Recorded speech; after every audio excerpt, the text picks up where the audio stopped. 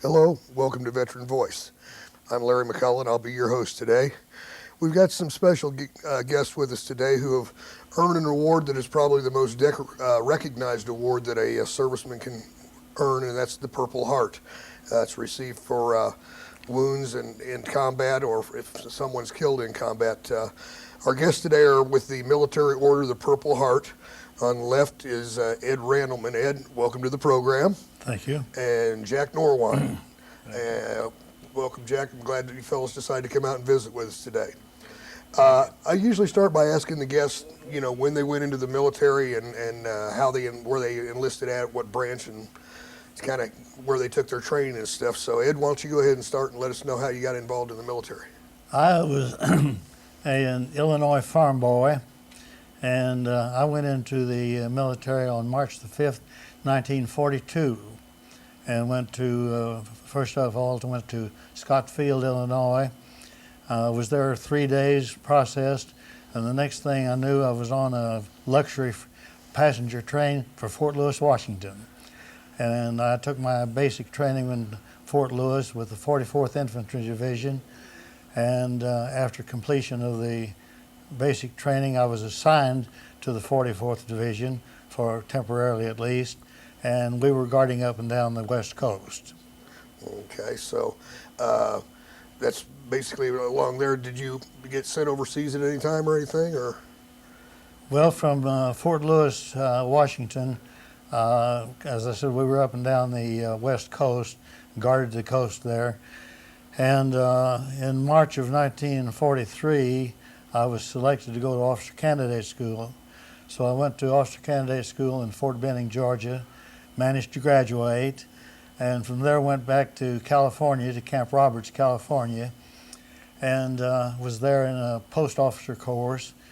And finally a general from Washington came down and said, there's too many second lieutenants on this post, so me and a lot of others went to our regular unit. And from that unit, I was assigned into the 90th Infantry Division, and with Company H with the 359th. And we were in desert training. We did desert training there. And when we completed the desert training, we went to Fort Dix, New Jersey. And from Fort Dix to Camp Kilmer, and then from Camp Kilmer to England, and went to a little place called Barrington Park in England, and trained there until time to go to Bournemouth, and went to Bournemouth and embarked from there. We went over to the coast. That was D plus. Well, we left about D-2, and our next stop then was to be Utah Beach. So you did a lot of extensive traveling and training in the United States then before you even got shipped overseas then, huh? Had quite a bit of training, and yes, we trained in, especially in desert training. At the time that we were called in, there was the North African campaign was really at its height, and they needed a lot of second lieutenants. And of course, in North Africa, apparently there's sort of a desert-like country, and this was a purpose for desert training. But we had no use for desert training when we went into actual combat. It was a totally different type of thing. Of course, we went into Utah Beach, and we were then in the hedgerow countries. But actually, one of my initial entry into the combat was I was on board the Susan B. Anthony. And the Susan B. Anthony was a troop ship bound for Utah Beach, had 2,500 men on it, and we were scheduled to get off of the ship at about 6:30. And right around 6 o'clock, the ship hit a mine, and it immediately began to sink, so we had to evacuate the ship. As it happened, my unit was right up on the bow of the ship, and we were scheduled to be the first to disembark, but this changed everything, and they began to evacuate the rear portion of the ship because it was going down, and of course, if people were trapped there, there was going to be a lot of lost lives. And fortunately, the entire ship was abandoned, and there was no loss of life. we got into LSTs and LCIs and all of the different kind of military ships that there were, because this was D+1, and went in and landed on the beach because there's no place else to put us. The ship was going down, and so we had to get there the best way we could. So we got onto the beach, and in getting there, we lost most of our equipment, a lot of our personal things. And by nightfall, everybody was armed. It wasn't regulation, but we were armed. And they came back with regulation arms the next day, and we went into actual combat on the 9th of June, My gosh. 1944.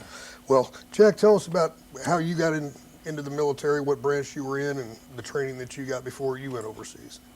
Well, I graduated out of school in '42, right after Pearl Harbor, and of course the same month I graduated, I had to sign up for the draft.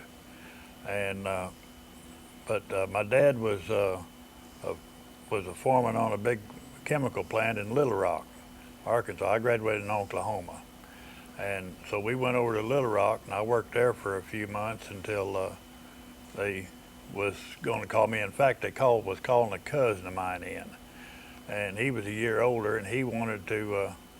He said we ought to go together. So I went down to the draft board and talked them into letting me go early. And they said, well, you're going about a year and a half early. And I said, well, I want to go now. So we was going to go together. Well, when we done got through our physicals and everything, we were separated some way, and he ended up signing up for the Marines, and I signed up for the Army because I wanted to go in the Army Air Corps. And because I thought he wanted to go into the same thing. He thought, anyway, whatever we thought, Didn't work out the way it was planned. We got messed up, yeah. And I went on in, so they kept me there in Little Rock for a couple of weeks, and I asked somebody about going into the Air Corps, and they said, well, I think all this bunch is going into the Signal Corps. And I said, I don't want to be in the Signal Corps, so I kept talking until one officer said, well, we're going to send you to the Army Air Corps then. Well, that was good because they sent me to Miami Beach for basic training, right down on the beach, stayed in a hotel right across the street, and we done our basic training there. It was kind of rough because if you've ever walked on the beach and the sand is about yay deep and you sink quite a bit. I didn't get desert training, but that was my desert training for a little bit. I know at Fort Polk, Louisiana, they had places that were sandy, and they would intentionally yeah. walk us through there. And I know what you mean. I hated that because you can't get any traction. You just kind of move. And then they had a park. It used to be like a city park or something that they'd set up obstacle courses and stuff for us. But most of our course things was hanging from the air. Hanging from them. Looks like them ladders upside down. You're swinging to them, and everything was in the air. Well, time I got through basic training there, I think I gained 1.5 inches in my neck size because everything from up there was stronger and bigger, and I've been bigger ever since then. And but after basic training, we went to. They decided I wanted to go into gunnery school, but they decided before I could go into gunnery school, we had to do something else. We had to be a mechanic or an armor or something that would be along with the thing. And so they sent me to Goldsboro, North Carolina. And we stayed there for, I don't know how many months. It seemed like 4, 5, 6 months training. And I learned a lot, but most of it I forgot as soon as I left, as far as mechanical work. But they had tested me and said that's what I'd be good at. So then they sent me to Panama City, Florida for gunnery school. And the week that I went into gunnery school, Gene Autry just finished school and was fixing to leave. He was there. He was a lot older, but he was there. Really? Yeah. And so I thought, well, this is a Hollywood Air Corps or something right there, and I thought, well, I'll sort of look around and see if Clark Gable's around somewhere. But he done his in Kingman, Arizona, I believe it was, and but I done my gunnery school, and we got through with that.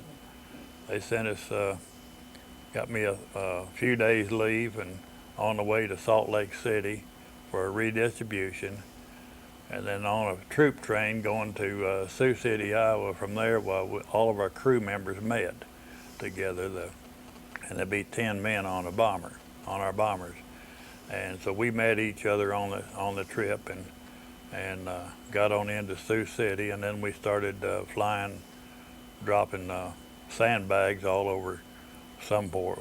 I never knew where we was at, but my job when we was flying at night like that was to, when the bombardier dropped his sandbag, well, I was supposed to count so many seconds and flash a picture out of the bottom of the plane there, and see how close it hit. And we done that for 3 or 4 months, quite a while, and then they sent us down to Kearney, Nebraska, to pick up a plane to fly overseas. Well, we got down there and we just sat and done some more training, because they got to keep you busy, and ended up not getting a plane. They didn't have one ready, so they put us on a troop train in Norfolk, Virginia, and sent us over to North Africa, and done some more training over there for a couple of weeks. Then they put us on a French ship and sent us up to Naples, Italy, and we got into Naples on D-Day of Normandy, and also the day that our troops went into Rome. So you also had extensive training here in the United States before you went over, but you fellows got there about the same time then? You said you were the D+2 or D+1? I landed at D+1. Okay, and he got there just right about that same time then, huh? But I was a long ways from where he was Yeah, at. Yeah. well, yeah. We were a long way apart. Yeah. And of course, strangely enough, as Jack said, they get a certain part of desert training, and of course we got desert training, but when we landed on Utah Beach, then we were in the hedgerow country. Mm-hmm. And of course the hedgerows, we had absolutely no training whatsoever on hedgerow fighting. And my particular position, I was a mortar section leader. And of course, as a mortar section leader, I had the guns were back in the rear, and the forward observers would go up front and be with the infantry line companies. And then we would radio back to the headquarters or back to the battalion location where our guns were set up and direct fire on the enemy. And of course, these hedgerows were something, they were actually just like small mountains. They were a wide area of dirt and trees and things, and they divided the farms and divided the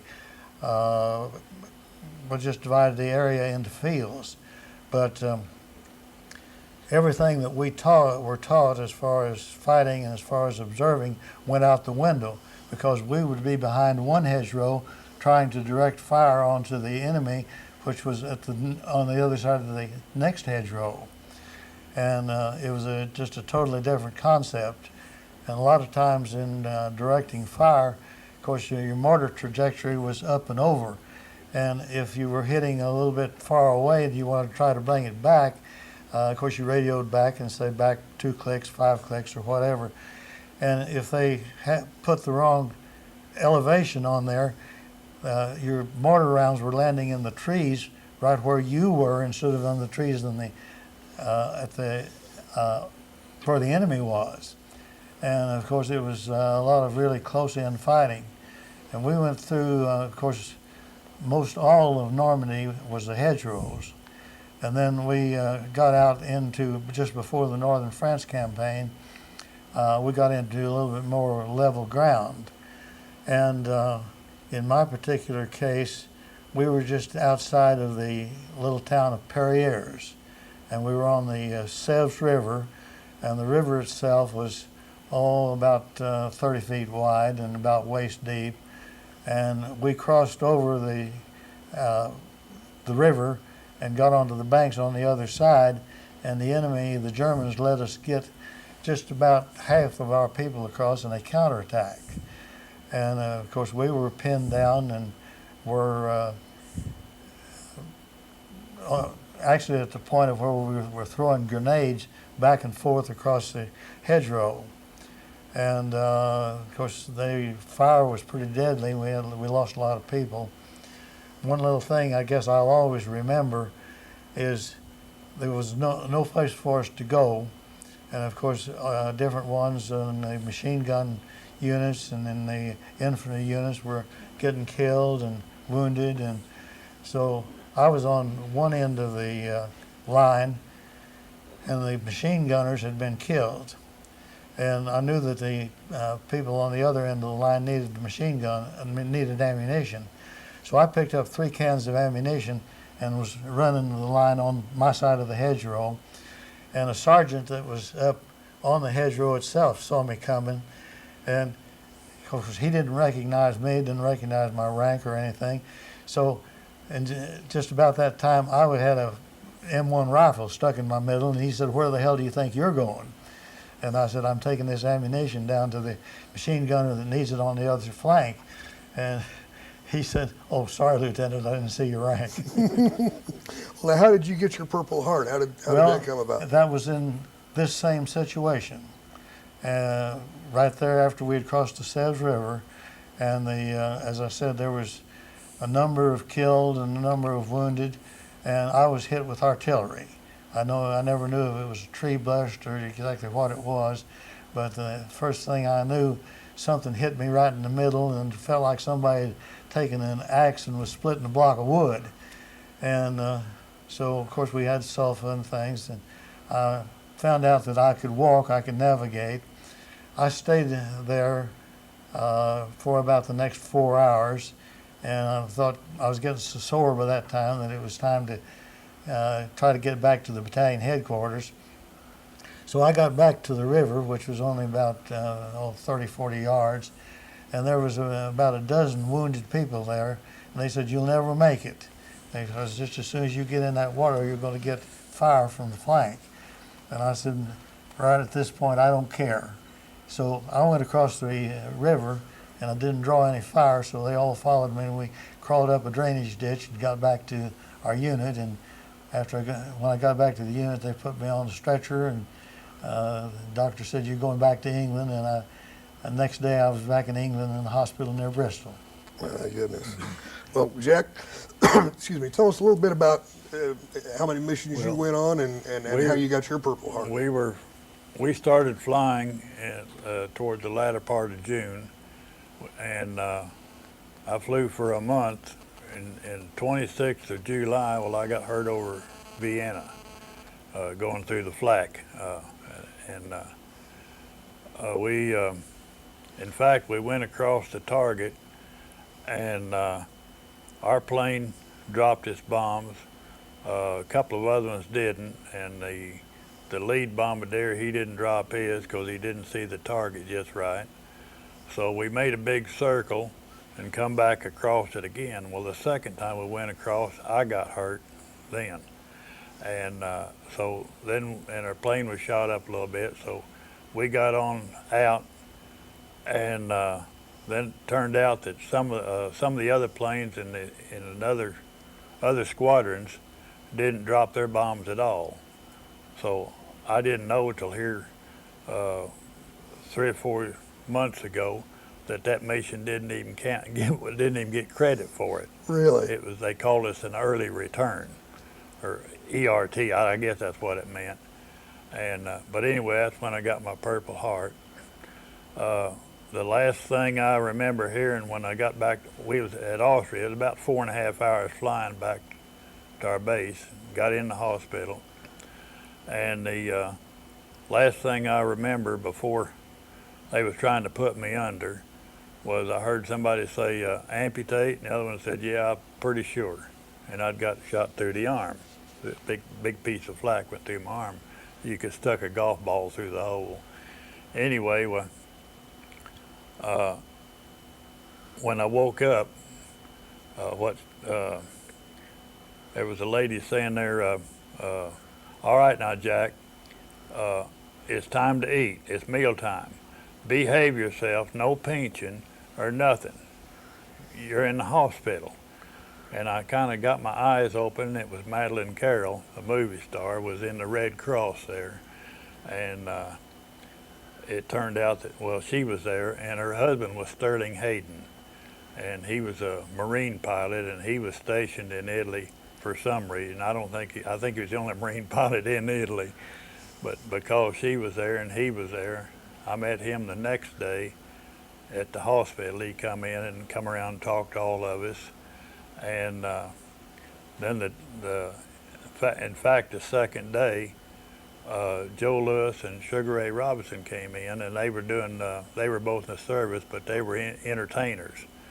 And I guess that was the only USO show I seen all the time I was overseas. But they came in and was walking around, and Joe was sitting on the side of my bed talking to me, and Major come through, and he just throwed a Purple Heart medal box and everything over on the bed, and he said, "Here, Joe," said, "pin this on Norweine." So he pinned my Purple Heart on my pajamas. So that was very exciting. So you got to meet celebrities both stateside and overseas too, huh? Well, I didn't get to meet Gene. Was it Hopalong Cassidy? Gene Tooney? Or no, Gene I thought Tooney. you said you met somebody down in Florida. Well, Gene, yeah. But I didn't get to meet him. Oh, okay. I tried real Oh, hard. that's right. You said he was there. I That's heard right. I heard he was there, and They were I was trying to meet him, but they was keeping us separate. Us newcomers coming in, and the other ones going out. Well, but he was there, and I never met hardly anybody else. Yeah, but you sure had somebody special put that Purple Heart on you, didn't you? Well, after about 4 months later, they finally let me start back flying again, and then about in January after that, I got my second Purple Heart over Czechoslovakia, and so I was out for about 3 weeks that time. It was minor, so I finally finished my missions and got to come home. And when I got home, I took my discharge. I didn't stay. I can appreciate that. We're getting close to the end. Not too good. We're going to do got some other fellows from the organization we're going to interview also. But tell us a little bit, just real quickly, about the Military Order of the Purple Heart. Okay. Either one of you, just go ahead. It's an organization for Purple Heart veterans only, and the only thing you need to qualify is proof of a Purple Heart. It's on your discharge or other type of papers, and I think we organized started out in November of '88, I believe it was, and we've got quite a few members. I've got a lot of friends all over the states that I've met at reunions, and I made them join. And of course they can't come to meetings or anything like that, but they're still members. You don't have to show up all the time to be a member, because you're just as eligible as the guy that shows up every day or whatever. Now, how many chapters are there around here locally? Because we're the only ones. There was one in Owensboro, and I think they've old ones died off, and the younger ones couldn't get the younger ones joining in. And I think there's one at Lexington. Lexington's the next closest one, and clear at the other end of the state. There's about 4 of them in Kentucky, I think, active now. And your organization works is where do y'all meet at, and where you here in Paducah? We meet at Calvert City. Calvert Okay. City. At Smokies. And one of the fellows that you're going to be talking to a little bit later made a comment one time that the reason we didn't have more members is that the price of admission was too high. Yeah, that's it. In other words, getting wounded in action is the only way you can get it. So when you take into consideration the number of men who were actually under arms at that time, and take into consideration all of the various units, the quartermaster, the ordnance, the signal corps, the medical corps, and then finally you get down into the infantry divisions, and then the people in the infantry divisions who were again in the headquarters part of it, and down to the man who was actually on the field and in combat. We sometimes say we were a rather elite group. We don't know if that's really the right definition or not, but we are a select group anyhow. Yeah. Because actually, in the overall percentage, for every man that was in combat, there was probably about 15 that supported him. Yeah, I remember in Vietnam they told us, I think the ratio was 7 to 1 for every one there was out in the jungle or in combat. There were 7 support people that were taking care of the mail and the food and the ammunition and all the things that you needed when you were out in the field. Taking care of all the support groups, that's right. We really needed all those too. Oh yeah, you didn't. Without them, we'd have really been in bad shape. Yeah, it's hard to win a war without any bullets. Oh yeah. We're getting close to the end here, fellas. I know that they're going to put the telephone numbers up so people know how to get in touch with you. I know that you're encouraging the young fellas that are getting back now to come and get involved with you, and anybody who's a veteran who didn't even know you all existed, you're encouraging them to join up too. I would imagine. Just last month we had 2 World War II that never heard of it before, and they joined, and got another one from Vietnam. I sent his papers in the other day, and but like I say, they just never heard of it before, and we encourage them to come. If they don't want to join, just come and visit us. We'll treat them so good they'll want to stay. Well, you do have a special camaraderie there of fellows who were wounded in combat. And not everybody was. That's one decoration that I didn't get, and I got to say I really didn't want to get that particular. Well, we're glad for you. We're glad for you. And we're not going to say that our members don't embellish their stories just a little bit. Well, they don't lie. I know we all have a tendency to kind of stretch the truth. I know that when I'm at the VFW, they that has a tendency to happen. Fellas, I want to thank you for coming on the program today. Hopefully some people will see this and we can boost your membership a little bit. And we're going to take a little break here. We're going to bring on a couple other Purple Heart recipients. We hope you'll come right back with us.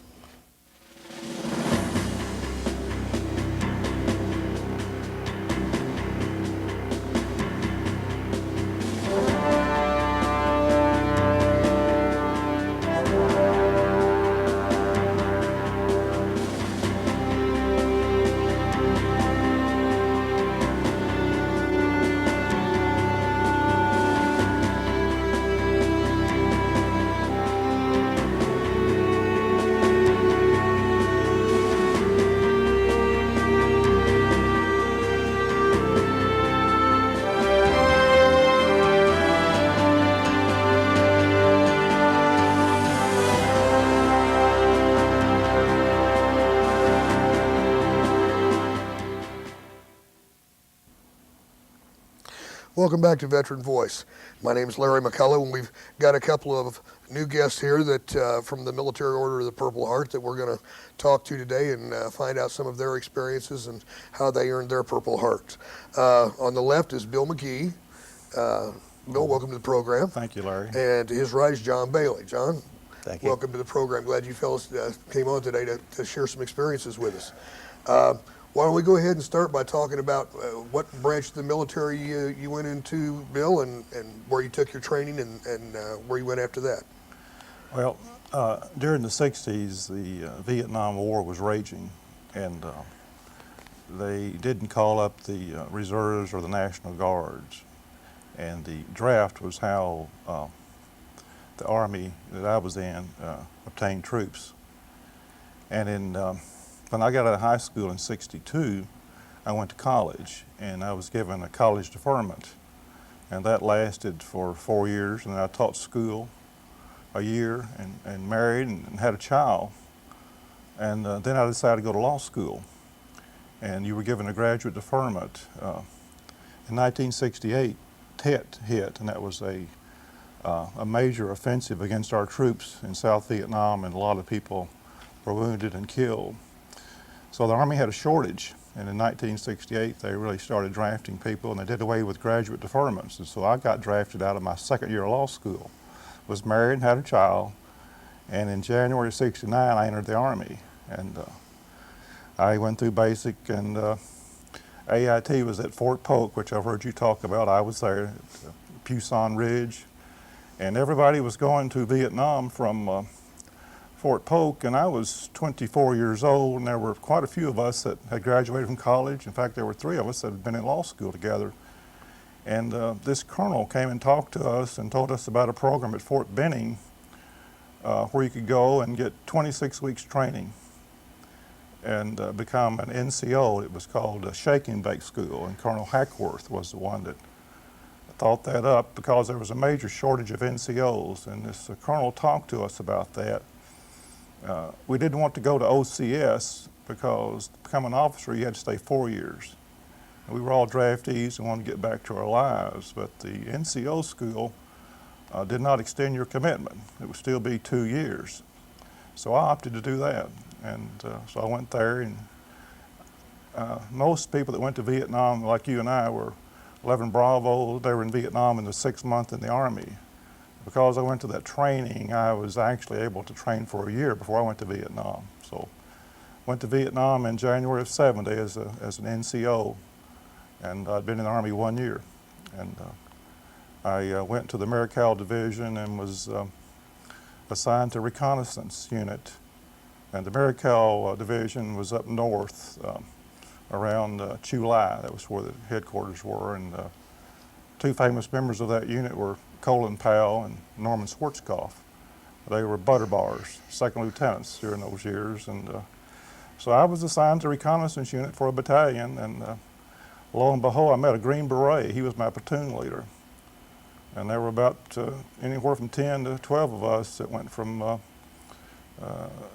place called Tam Key, which was on Highway 1 right next to the ocean. We went from there on patrols toward Cam Duck and to the Central Highlands, mountainous country, and that's where the Laotian border was. And our responsibility was to try to find the enemy and call in jets, land troops, helicopter gunships, whatever we could to destroy the enemy, and that went on for a long time. Yeah, I know that a lot of times when you're doing reconnaissance, it can turn into combat real quick. You're on reconnaissance until that first round goes off, and then all of a sudden you're no longer recon, you're Right. combat. You were in reconnaissance, and you know, and the theory is that reconnaissance troops don't engage the enemy, and that's probably true. The trouble is that the enemy engages you often, and consequently you do get more combat than you bargain for. But in Vietnam, a small unit of 10 or 12 people was much more desirable than a company of, say, 80 to 120 men, because when you have 8 or 10, 12 men, you could disguise yourself, hide, camouflage, stealth. You weren't as easily detected. You could beat Charlie at his own game. If you're out there with 100 men, it's very hard to hide. Somebody's going to cough or sneeze. Somebody's going to call for sneezing and look out. Oh yeah. Well, John, tell us about when you went in the military and your training and when you went to Vietnam. Oh, let's see. When the Korean War broke out, I was 15 years old, and I managed to get into the Army back then by line, and went to Camp Polk, Louisiana. They had just reopened it, and we were some of the first troops in there. And from there, I had tours in Korea with the 1st Cav Division, Germany with the 4th Infantry Division and the 10th Cavalry, and patrolled the East German border. Came back, served in research and development for a while, and then I went back to Germany. Well, then I went to OCS, I'm sorry. And I had been in the Army 11 years by the time I went to OCS, and I was a platoon sergeant. I went to OCS, and this is in '62, and I like to say that's back before they needed officers. And it was tough, 6 months at Benning. Went through all the schools then. And then I went back to Germany. It was during the Berlin crisis and the Cuban Missile Crisis. After I got over there, they were building the wall and patrolled the border again, the East German border. I came back. I was with the 11th Armored Cavalry Regiment when we came back from Germany.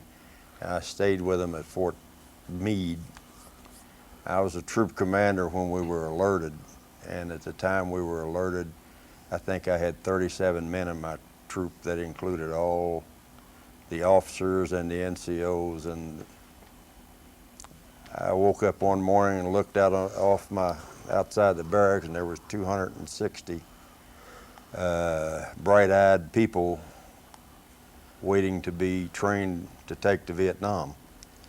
So we went down to Camp Pickett, Virginia, and trained down there until about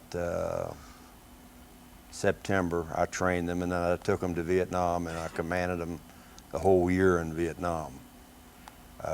During that period, when we got there, this was in 1966, we found everyone was barricaded into the cities. At that time, we were fighting main force VC units. These were divisions, main VC divisions. Most of them had North Vietnamese advisors with them and what have you, and they would pretty well rule the countryside. All the roads were cut, there was no place to go. So our job as the 11th Cav was to open the roads, which we did pretty well, a good job. Moved 70 miles east of Saigon into Swan Lock, where nothing had been out there since the French were defeated. In fact, there were old burned out convoys, French convoys, that are still beside the road. And at that time, they were trying to use the tactics on us that they had used on the French. And what they would do was they would have multi-regimental ambushes beside the road, and the jungle went right down to the edge of the road. There was no shoulders on the road, that was jungle. And they'd dig spider holes and what have you in there, and then they would jump up out of them and try to throw grenades into your track under their own recoilless rifle and heavy machine gun fire. And we managed to survive, and then went into Junction City, and we opened up the Fish Hook, the War Zone C. I was on Junction City 1 and Cedar Falls into the Iron Triangle. And we just went into every place that could be gotten into, that had not been gotten into before. And one day we were up near Lai K. I don't know if you're familiar with that area, but that's on the edge of War Zone C. And I had got a mission, change of mission, to move to reinforce a battalion of the 173rd Airborne Brigade that was up by what we call the French Fort. And they supposedly were surrounded, and they were worried that they were going to get overrun that night. So I was told not to stop the fight, just to push through till I reached them so that I could relieve them, and which I did. And we were firing on both sides of the road going in. And there was an explosion by my track, and it was mostly shrapnel and dirt that I was hit with. It didn't stop me. I mean, we kept moving. I got in, we did reinforce them, and usually when we showed up, the VC disappeared because they had learned by this time that we could defeat them firepower-wise and every other way. We could survive. And I don't say that to be a braggart, but it's true. When we showed up, in my troop, I would have like 32 M113s, and 3 of those were mortar carriers, and every single track had two M60 machine guns and a 50 caliber on it. And that's a lot of firepower with 32 of these things rolling down the road. So at any rate, we got in there. I went to the aid station, got myself taken care of, and I pretty much spent most of the night there. They picked shrapnel and pieces of dirt out of me. And it was too dark, and I wasn't that seriously wounded for a medevac, so I went back to my unit. And we loaded these people on our track the next day and took them out. And going out, we got hit. But we were able to take care of it because by that time it was daylight. My second tour, I came back, I was at the Armor School, taught at the Armor School. My second tour, I was with I went down the Delta, and I went back in 1970 after I'd been through the training at Fort Bragg with the JFK Center for Special Warfare down there, and I was with the State Department, the language school in Arlington, Washington, D.C., where I learned to speak Vietnamese. So I was with a program called CORDS, and it was Special Operations, and I was a district senior advisor down the Delta in Vinh Long Province. And I had a district of about 360 square kilometers of about 100,000. And my team was me and 3 other Americans. And we were about a 30-minute helicopter ride from the nearest American. So I stayed down there for the year, and one of my major jobs was, well, the program was called CORDS, and that's Civil Operation for Rural Development. And it was a Special Forces type assignment. And I worked for John Vann. I don't know if you've ever heard of John Vann. Oh, yeah. He was the subject of a book not too long ago. It was called Vietnam, the Bright and Shining Lie. Well, the only bright and shining lie about that book was the book. I knew John Vann very well, great guy, admired him. In fact, he gave his life trying to save one of his teams. And let's see, I survived that, came home, went to Fort Hood, served in some more research and development, went to college for a year, went back to Fort Knox, back to the Armor School, and by this time I had 26 years service, and we had managed to have 5 kids, most of them while I was overseas. She'd get pregnant and I'd leave, and she thought that I had a deal with the Army, and the kids were getting big, and they were talking to me about another special ops assignment to Nicaragua, to Central America. And I was not going to leave my family any longer, so I opted to retire at that time. Came out here to West Kentucky, and that's where I've been ever since. You had quite a career then. Bill, how did you earn your Purple Heart? Our reconnaissance unit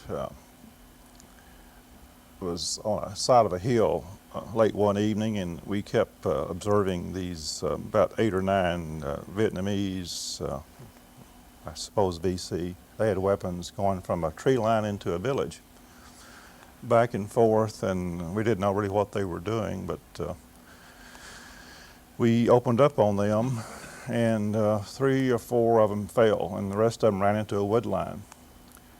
And we went down. We had what we call a Kit Carson. That was a 50-year-old man that was Vietnamese that was on our side, and he worked with our reconnaissance unit. Strangely enough, Von Tuck was his name. He had actually fought against the Japanese. But when they fell, we went down, secured their weapons, and our lieutenant said, "Let's go into the wood line and see what's there, fellows." And we got on a line and started walking into that wood line, and I thought this is going to be my Waterloo, because I just knew they were going to open up on us, and they did not. We went into the wood line and found an old French chateau. It was a big rubber plantation, and it was the remnants of this big chateau, and some of the rooms were still intact, but most of it had been destroyed, burned out. And in there we found a lot of medical supplies, and a lot of it was from Czechoslovakia, East Germany. We found some weapons, and we radioed back, and the executive officer of the battalion flew out in his Loach, brought out a line company to reinforce us and whatnot, and we secured all those contraband items that we found, and then they left us there. And later that evening, the VC came back to see what we had done and who we were and how big we were. And by then we were down to our 12 soldiers again. And they began to realize we were a small unit, and they engaged us, and we returned fire. And I got, I guess, an AK-47 round was what it was, hit the my the heel of my boot, and it kind of ricocheted, thank goodness, but it caused a piece of metal to come and hit me up under my arm. And that's how I got wounded. Actually, my heel was what caused me the pain. I took my boot off and to see whether or not my heel was still there, and it was. But I mean, in about 30 seconds to a minute, my heel became the size of a cantaloupe. And I thought, uh-oh. So I put my boot back on, and my legs started to swell, and we had a medic. He gave me a pop of morphine, and that's a pretty good trip. I didn't feel any pain. At least it's not hurting, huh? The next morning, a helicopter took me in, and they removed a piece of metal from under my arm with the local, and after that, they realized I had a 2-week profile at Hawk Hill, where my base camp was, and I'd been in the field maybe 4 or 5 months, and they realized I could read and write, and they gave me a job as a clerk, and I was a casualty clerk for a battalion for the last 4 months, and then I got a 3-month drop to go back to school, so I left Vietnam after being there 9 months. And this is an interesting story I tell people. I don't know if anyone else has had this experience. Everybody's experience is different. John was in 26 years. I was only in the Army 21 months. But October the 14th or October the 12th, I left Vietnam. October the 12th, I left Vietnam. I ETS'd and DEROSed, which means I left the Army, flew to Fort Lewis, Washington, and then I went from there to St. Louis to Louisville, and I took a Greyhound bus to Lexington. That was a Friday or Saturday, I'm not sure which. My wife was there waiting for me. Monday morning, I was sitting in class in law school. In 3 days, I left Vietnam and was back in law school, and it was just like Vietnam was just a dream, a bad dream. In some ways, a good dream, but I only missed 3 semesters of school. Really? And I went to school my last year on the GI Bill. They paid me $233 a month, as I recall. I was married and had a child, and I graduated from law school and came back to West Kentucky as a lawyer. I mean, well, John, so you did 2 tours, one in 66, was it? And the 66, 67, And and then- then 70 and 71. Did you notice a lot of difference between the enemy you were fighting in that period of time? I've always thought that the guys who fought 66, 65 were in a completely different type of thing, especially down the Central Highlands, than say I was up on the DMZ in 70 and 71. Did you find that to be true? Oh yeah, and in 66 and 67, everybody was fighting for their lives. I mean, they had taken over the countryside. They used to have a train that would go from Saigon to Swan Lock each day, and they'd blow it up every time it would go. And they'd have to get out there and repair the tracks. And a friend of mine was a railroad advisor, whatever that was. They'd all ride the train, and it'd get blown up, and they'd come limping back. And they owned the place, you know. And by the time I got back in 71, to give you an example, one day I decided to go to Saigon, and I was required to be outside my district for 3 days a month. Because you had to be, because we were in such a vulnerable position, you see. And it was just, I got 2 R&Rs and I got a 2-week leave home in that assignment. And so I grabbed a Jeep. I could go to Venlong or to Canto and catch a hop, but I decided I was going to drive to Saigon. And that's the better part of 200 miles from Ben Min, where I was, to Saigon. And 2 or 3 of the Vietnamese wanted to go with me, their families. I said, they wanted to ride, get a free ride. Sure, hop on board. And I went out of there in my Jeep. I had Vietnamese hanging all over that thing, you know. And I drove all day long to get to Saigon. And not a problem in the world. No kidding. And it was just amazing to me. And it was up QL4. Of course, QL4 was a very major highway. But that's the road that runs into Cambodia. down the Delta. And that was interesting. And I don't know if you've ever heard of the Phoenix program or not, but all right, part of my responsibilities with Phoenix, and Hollywood has made that into something that it wasn't. And actually and I'll tell you whose fault that was some of the politicians. They called us hired killers and all kind of stuff. And actually we were after the VC infrastructure. Each governmental entity there had a government structure, and the VC had mirrored positions in their infrastructure. So what we were doing was taking out this infrastructure, and we did a pretty doggone good job of it. So I did a lot of work in that field. In fact, that was probably my primary thing. Plus, I was the USAID representative there. I was the ag advisor there. I was the animal husbandry advisor. I had to attend sewing class graduations. They had you doing just about everything that they possibly could then. Well, I was John Mann came over and he said his idea was to have a military governor of all the districts, and that I was one. But that wasn't a true, because you had a Vietnamese district chief, and you had to really be careful not to cause him to lose face, and that guy had been at war 100 years. In fact, they were going to send a rifle squad from one of the CAV units out of Vinh Long, because they weren't getting a lot of action down there. And they said, can we send our rifle squad down maybe to get to CIB? So the squad came down, and the squad leader came over and reported to me. And he said, what do you do? I said, well, the first thing is you don't carry weapons in the city, in the town here where we live. And I said, the second thing is if you pay attention to those guys over there, you might live to go back to Vinh Long. And they were supposed to be advising the Vietnamese, and I was with the Wahao. And the Wahao was an ethnic religious group, kind of a sect of the Buddhists, but the VC had executed their founder. So they were very anti-communist. And anyhow, that's the way.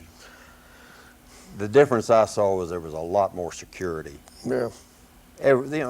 People were farming, stuff was going to market, all this stuff. It's just kind of a natural progression. Yeah. Well, fellas, we're getting close to the end. I want to hit again on the Military Order of the Purple Heart. We had we had Jack and Ed talking about it. Bill, how long have you been involved with the organization?